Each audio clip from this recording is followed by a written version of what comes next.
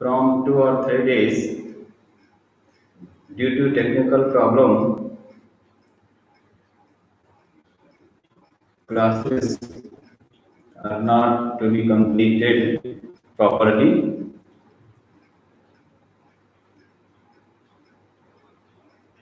Yes, good afternoon, Shreya. Sudha Singh की ID से कौन है, जरा थोड़ा सा बताएं। या Poonam. So, as you know all, nowadays we are learning tense. Yes, good afternoon, Vivekanand. Yes, Arpit also. Everyone get active so that the topic will be continued. So as you know, nowadays we are learning tense, right? I think in previous class you have learned about future indefinite. So once I am memorizing future indefinite in short, and just then I will discuss about next tense, that is future continuous. Okay?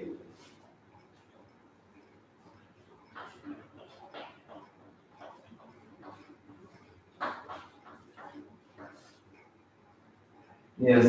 तो future indefinite में हमने जाना था कि जब कोई भी घटना, कोई भी कार्य निकट भविष्य में घटित होने वाला हो या आने वाले समय में, है ना, होने वाला, तो ऐसी घटनाओं का उल्लेख फ्यूचर के अंतर्गत किया जाता है। तो उस फ्यूचर टेंस में हमने जाना था कि वहां पर, है ना, हेल्पिंग वर्ब विल सेल लगती है। विल सेल के साथ मेन वर्ब का फर्स्ट फॉर्म यूज होता है ना, और साथ में उस विल और सेल को लेकर हमने ये भी जाना था कि किस सब्जेक्ट के साथ इनका एग्रीमेंट होता है। साथ ही ये भी बताया गया था कि इस विल और सेल का पूरे फ्यूचर में रोल चलता है। किसी भी काइंड का फ्यूचर आता है ना, तो उन सभी में हेल्पिंग वर्ब विल और सेल ही रोल करते हैं। चलिए सभी लोग एक्टिव, है ना, लाइव आ जाएं। चलिए, तो फ्यूचर इंडेफिनिट में, है ना, थोड़ा सा हम शॉर्ट में डिस्कस कर लेते हैं, फिर नेक्स्ट टेंस में चलते हैं।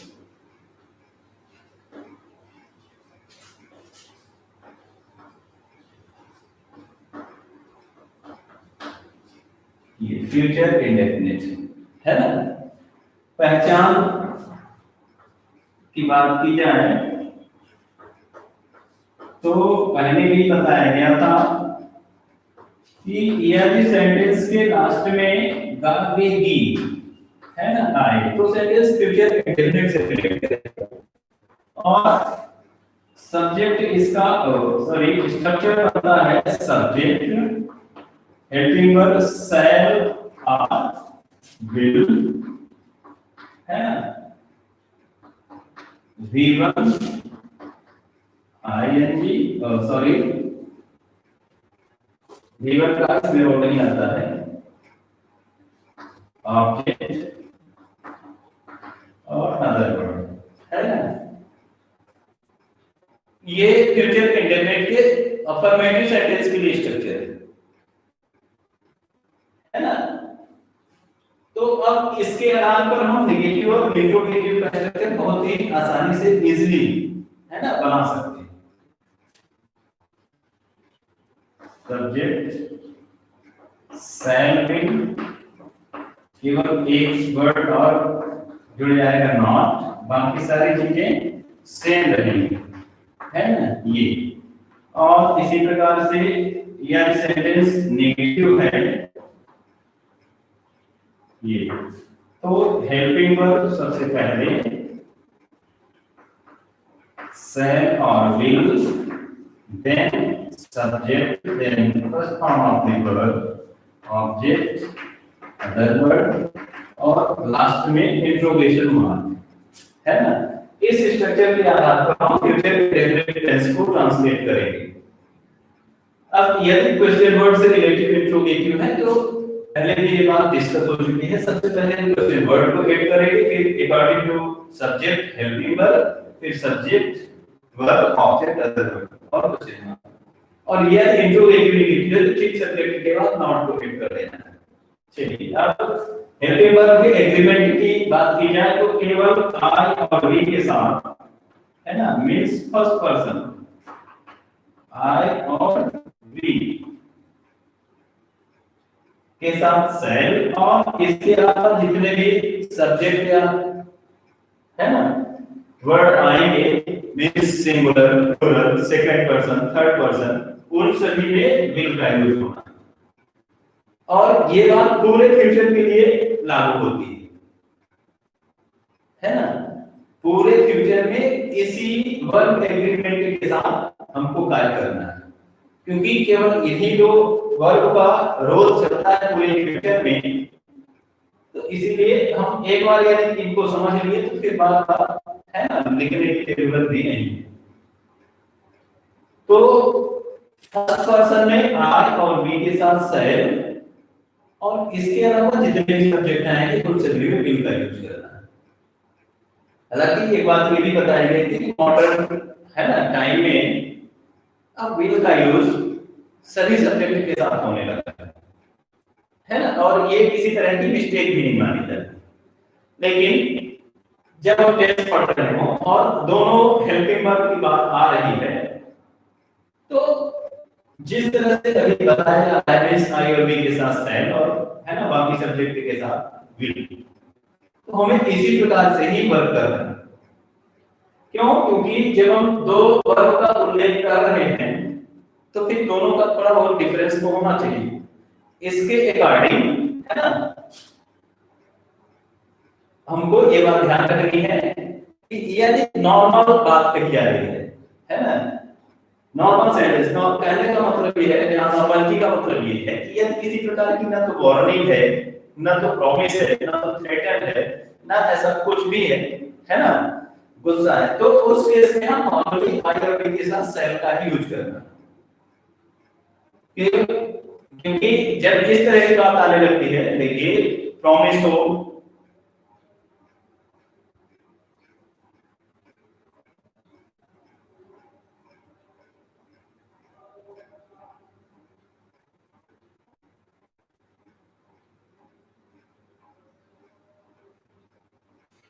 है ना, जब प्रॉमिस हो, थ्रेटन हो, धमकी हो, वार्निंग हो, है ना, या कोई चीज हम एंग्रीली किसी को बोलो, तो उस कंडीशन में ये, है ना, अपोजिट सब्जेक्ट के साथ कार्य करने लगते हैं। इसका मतलब यहाँ पर ये हो जाता है कि वो पर्टिकुलर ए सेल और बी ऐसा मॉडल वर्क करने लगते हैं, है ना। तो ये पर नॉर्मली हम आई और बी के साथ सेल का यूज करेंगे और शेष सभी सब्जेक्ट के साथ विल का यूज करना। चलिए अब सेंटेंस को ट्रांसलेट करना सीखेंगे।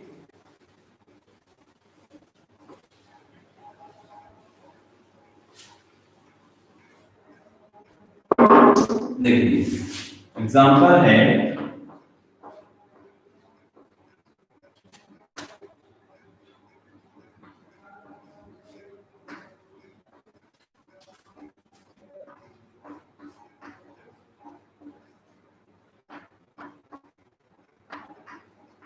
ये तुम मुझे घर कब छोड़ोगे। समझने की बात है ना। अच्छा, इस चीज का थोड़ा सा मैं जिक्र पहले ही कर दूं। इस छोड़ने का मतलब उस तरह से छूटना नहीं है, समझिएगा, है ना। ये छोड़ने का मतलब जैसे नहीं बोलते हैं मुझे घर तक छोड़ दो, ये उस तरह का छोड़ना है ना। तो इसके लिए हम वर्ब मैं पहले ही शेयर कर देता हूँ, ड्रॉप यूज करेंगे, है ना। जिनको मालूम है बहुत अच्छी बात। नेक्स्ट सेंटेंस देखें,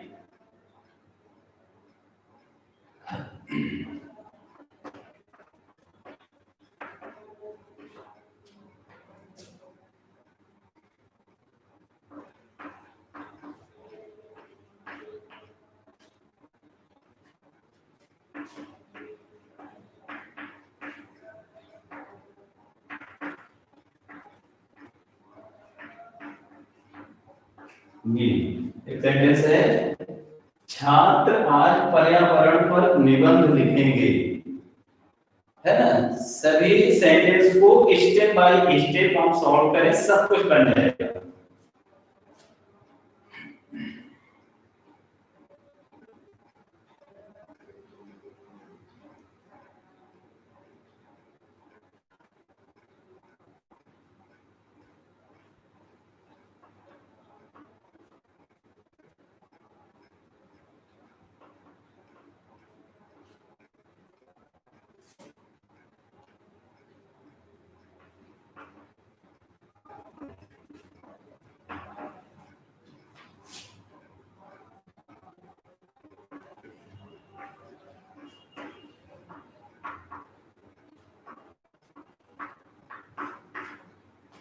ये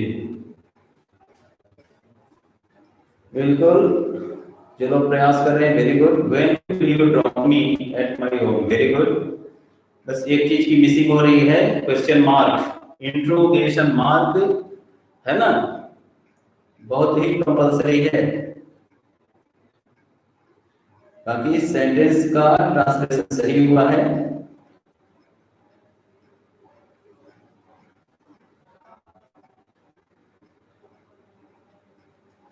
बिल्कुल, ये सेकंड सेंटेंस की सही है, थोड़ी बहुत मिसिंग है, बहुत ही माइनर मिस्टेक है, और वैसे ओवरऑल सही है। चलिए फिर भी अभी डिस्कस करते हैं, जहां किसकी भी छोटी मोटी मिस्टेक्स आ रही है वहां पर उसको, है ना, रिमूव करने की बात है। चलिए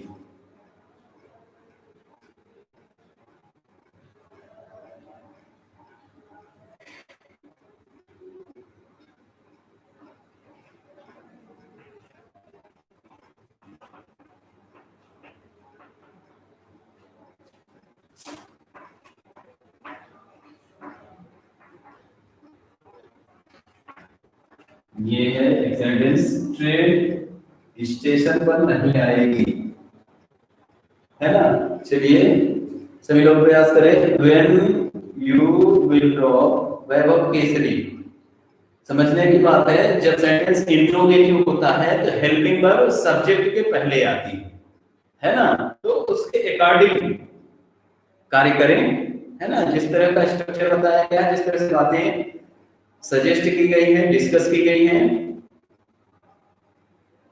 विवेक, when will you drop me at my home, yes good. लेकिन सभी लोग question mark means interrogation mark की मिसिंग कर रहे हैं, और ये, है ना, बहुत ही आवश्यक है। Headmaster will give a prize to students tomorrow. अच्छा, थोड़ा सा समझने की बात है, विवेकानंद वैसे तो ट्रांसलेशन अच्छा किए हो, है ना।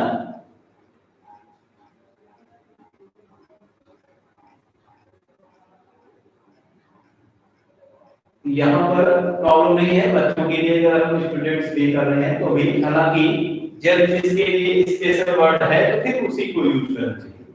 फिर भी यदि हम स्टूडेंट्स लिखें तो भी, लेकिन यहाँ प्रॉब्लम जो भी है, तो जब कई सारे, है ना, कई सारे बच्चों को इनाम डिस्ट्रीब्यूट करना है या देना है, तो उस कंडीशन में हम इस वर्ड के साथ आर्टिकल ए अथवा एंड का यूज नहीं कर सकते। ये थोड़ी सी मिसिंग हुई है ना। दरअसल ये बात डिस्कस की गई थी कि आर्टिकल ए और एन एक को इंडिकेट करते हैं, इनका मैसेज एक के लिए जाता है ना। और जब बहुत सारे बच्चे हैं तो एक इनाम तो है नहीं, बहुत सारे इनाम होंगे, सभी को मिलेगा। Train will not come to station, है ना। अभी थोड़ी सी मिसिंग है यहाँ पर भी। अच्छा चलिए सभी लोग देखें, अपना अपना सोल्यूशन भी मिलाएं। या देखिए स्टेप बाय स्टेप की मैं हमेशा बात करता हूँ, वो इसीलिए है कि जब हम डायरेक्टली ऐसे मन में कोई बात बिठाए और उसको राइट कर दिए, है ना, तो वहां पर कोई मिसिंग हो जाती है। इसीलिए मैं बोलता हूँ स्टेप बाय स्टेप करें। तो एक आध स्टेप ठीक है, अभी यहाँ पर बहुत आवश्यक नहीं है, लेकिन हमें इसकी आदत डालनी है। दरअसल, है ना, हम जब या तो हम एग्जाम के नजरिए से बात करें या कम्युनिकेशन के भी नजरिए से अगर बात की जाए, तो ऐसा तो है नहीं कि कोई फिक्स बात है या सेंटेंस केवल इसी टेंस की बात होगी, है ना। एग्जाम में भी देखा जाए तो ऐसा तो रहता नहीं है कि केवल एक ही टेंस का एग्जाम्पल आएगा, है ना, या सॉल्व करने के लिए सेंटेंस आएंगे। तो उस नजरिए से सबसे पहले सेंटेंस को आइडेंटिफाई करें, फिर काइंड डिसाइड करें, फिर रिलेटेड स्ट्रक्चर अप्लाई करें। तो ये फ्यूचर इंडेफिनिट में है ना इंट्रोगेटिव और क्वेश्चन वर्ड वाला इंट्रोगेटिव। तो सबसे पहले क्वेश्चन वर्ड व्हेन, फिर according to subject helping verb. तो ये बोला गया था केवल आई और बी के साथ से, बाकी सभी के साथ विल लगना। व्हेन विल यू, में पर यहां पर ड्रॉप है, when will you drop me at my. अच्छा एक चीज और है,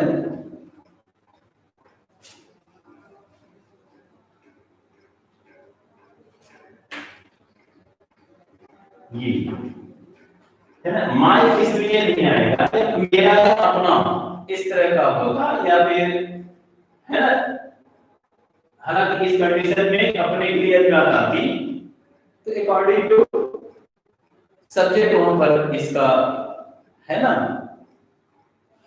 एग्रीमेंट होता।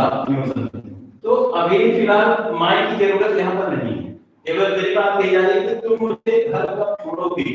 When will you drop me at home? चलिए नेक्स्ट सेंटेंस है अफर्मेटिव है। तो यहाँ पर सब्जेक्ट है स्टूडेंट्स विल राइट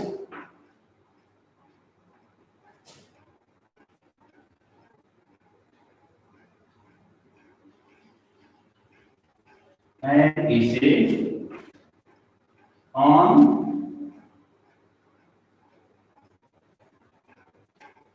एक सेकेंड,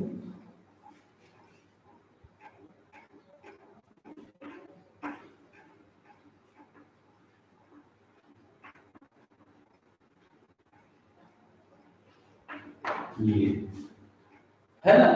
अच्छा सुन ले सभी लोग, यदि उधर दिखने प्रॉब्लम जा रही हो तो स्टूडेंट्स विल राइट एन इसे टुडे ऑन एनवायरनमेंट, है ना।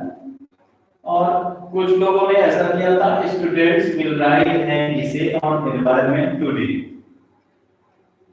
है ना। तो थोड़ा सा सेंटेंस वर्ड्स अरेंजमेंट के हिसाब से है ना, वो चीजें अगर हम टुडे को पहले लगाते हैं ऑन एनवायरनमेंट से तो ज्यादा बेहतर है ना। तो ये भी चीजें थोड़ा सी ध्यान में रखने की जरूरत है। स्टूडेंट्स विल राइट एंड से टुडे ऑन एनवायरनमेंट। चलिए नेक्स्ट सेंटेंस देखिए, सब्जेक्ट है यहाँ हेडमास्टर, है ना। सेंटेंस ये अफर्मेटिव है, headmaster will give prize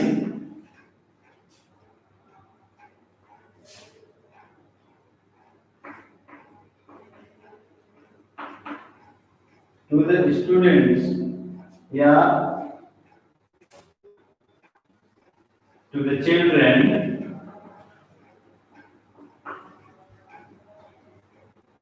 tomorrow। ये है ना, sorry, headmaster will give prize to the children tomorrow। Headmaster बच्चों को कल इनाम देंगे, है ना। अच्छा एक चीज यहाँ जिन्होंने ट्रेन स्टेशन पर आने की जो बात लिखी जा रही है ना, थोड़ा सा हम इसको समझेंगे। कम और अराइव, यू जनरली जैसे जब फ्लाइट आने की बात हो, ट्रेन आने की बात हो, बस आने की बात है ना, अभी को आप पहुंचने की बात होती है। तो इसलिए वहां पर अराइव वर्ड ज्यादा सुटेबल है ना, और अराइव ही हमें यूज करना है। तो यहां पर जो ट्रांसलेशन बनेगा, द ट्रेन विल नॉट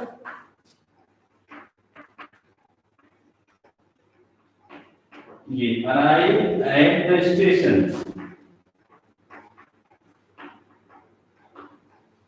है ना, the train will not arrive at the station. बिल्कुल, बाकी सेंटेंस का ट्रांसलेशन लगभग सभी लोगों ने सही किया है। The train will not come to the station, come to the station नहीं, एट द स्टेशन। ध्यान देने की बात है, वो उस स्टेशन पर, है ना, आए।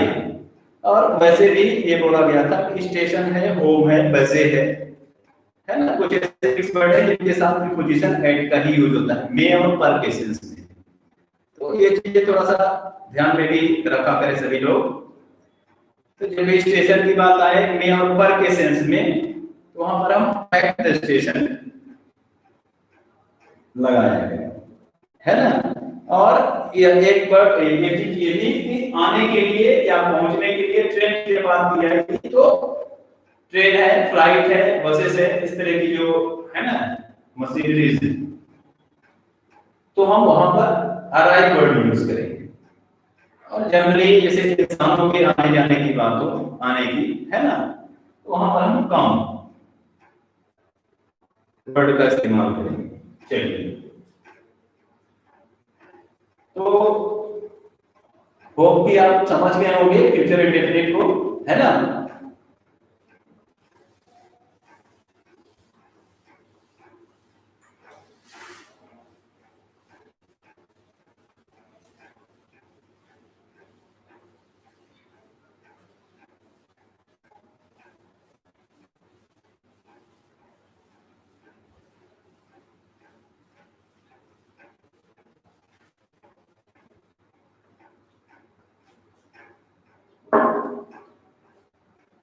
चलिए, नेक्स्ट टेंस को, है ना, कुछ चीजें डिस्कस कर लेते हैं। इसके बाद टेंस हम सभी जानते हैं कौन सा आता है। एक सेकंड,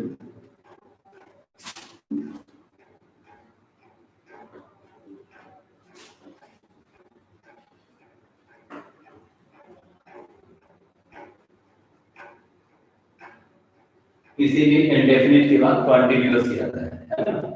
तो फ्यूचर कॉन्टिन्यूअस को स्टडी करना है। फ्यूचर कॉन्टिन्यूअस में हम समझते हैं कि आने वाले समय में जो भी घटना कंटिन्यूअसली होने वाली है ना, वो सभी बातें फ्यूचर कॉन्टिन्यूअस में जाती हैं।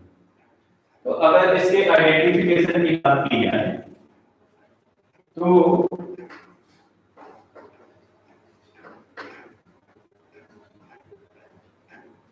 है ना, कॉमनली जिस तरह से सभी कॉन्टिन्यूअस में रहा रही आता था, सेम चीज यहाँ पर भी है ना। बस फ्यूचर है, इसलिए यहाँ पर फ्यूचर के अकॉर्डिंग, है ना, वर्डिंग हो जाती है, रहा होगा, रही होगी और रहे होंगे, है ना। और यही पहचान जब टाइमिंग के साथ आने लगती है तो परफेक्ट कॉन्टिन्यूअस में बात चली जाती है ना। थोड़ा सा ये चीजें हम इसमें भी डिफरेंस दिमाग में समझ कर रखें। अब फ्यूचर कॉन्टिन्यूअस में, है ना, आइडेंटिफिकेशन हमने बहुत अच्छे तरीके से जान लिया, रहा होगा, रही होगी, रहेगी। इसमें भी हेल्पिंग वर्ब की यदि बात की जाए तो same helping verb role play करेंगे, विल और शैल। ये बात इस टेंस के पहले ही मैंने डिस्कस कर दी कि पूरे फ्यूचर में शैल और विल हेल्पिंग वर्ब लगेंगे। सिर्फ इसमें एक वर्ड लग जाता है, ये बी, है ना। ये इस प्रकार के सेंटेंस या इस टेंस का सेंस पूरा करने के लिए इस वर्ड को लगाया जाता है बी। ये दर्शाता है कि वर्ब, है ना, सातत्य चालू, मींस कंटिन्यूअसली प्रोसेस में, है ना। और साथ ही ये भी आप कह सकते हैं कि फ्यूचर में ठीक है ना। तो हेल्पिंग वर्ब सब कुछ वही। अच्छा, कॉन्टिन्यूअस है तो कॉमनली हमें ये मालूम हो जाना चाहिए कि जो भी वर्ब आएगी मेन वर्ब वो अपने फर्स्ट फॉर्म में रहेगी और उसी में आईएनजी ऐड हो जाएगा, या हम यूं करेंगे कि वर्ब की फोर्थ फॉर्म लगेगी, है ना। जब कभी भी कॉन्टिन्यूअस की बात आए, किसी भी तरह के कॉन्टिन्यूअस और किसी भी टेंस में, फ्यूचर हो, पास्ट हो, प्रेजेंट हो, केवल कॉन्टिन्यूअस हो या परफेक्ट कॉन्टिन्यूअस हो, सभी में, है ना। चलिए,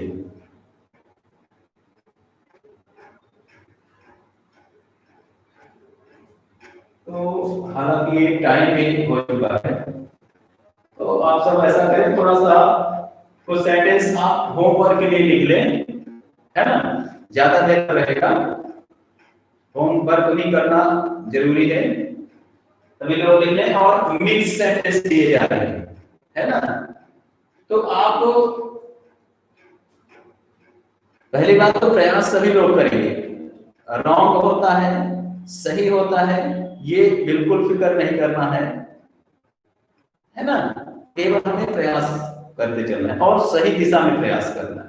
मीन्स सही दिशा का मतलब यहाँ पर ये है कि जो भी रूल्स रेगुलेशन जिस भी टेंस में बताए गए उसके अकॉर्डिंग ही हमको वर्क करना है ना।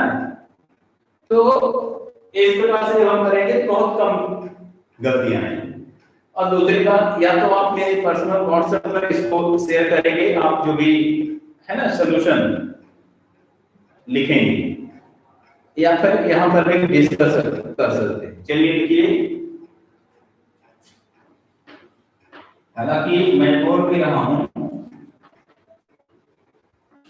सूर्य पश्चिम में डूबता है। सूर्य पश्चिम में डूबता है ना। नेक्स्ट सेंटेंस लिखें।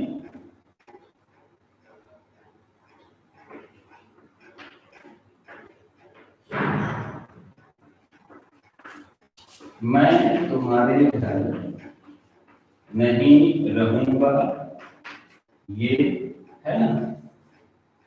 और भी लिख लें।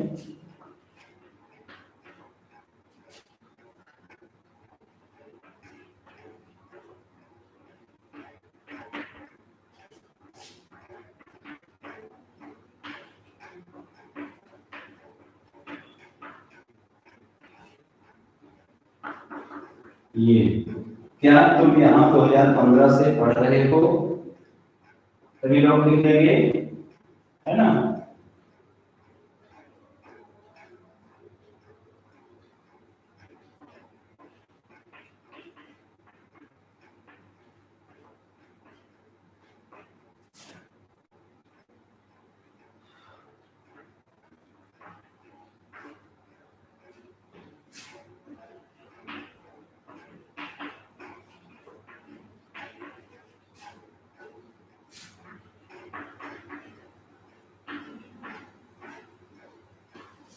दंडित किए हैं, ये एक सेंटेंस है। शिक्षक आज छात्रों को दंडित किए हैं, है ना। शिक्षक आज छात्रों को दंडित किए हैं। और एक सेंटेंस लिखिए, 5 हो जाए।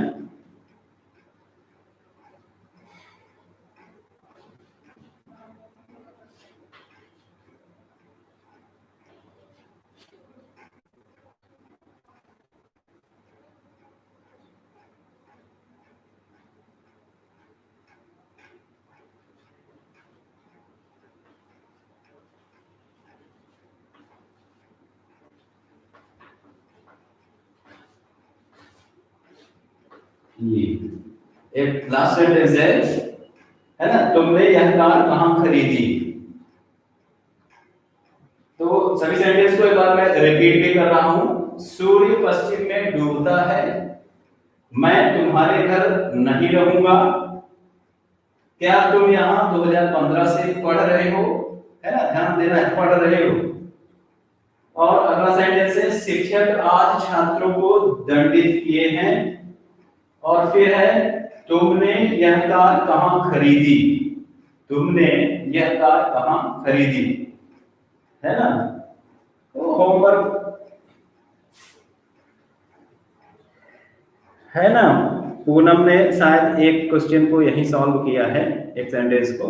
हालांकि अच्छी बात है, लेकिन सभी लोग घर में करेंगे, है ना, ज्यादा बेहतर रहेगा, क्योंकि है ना अगली क्लास कंटिन्यू होगी तो सारे सेंटेंस चेक नहीं पाएंगे। चलिए, थैंक्स टू ऑल।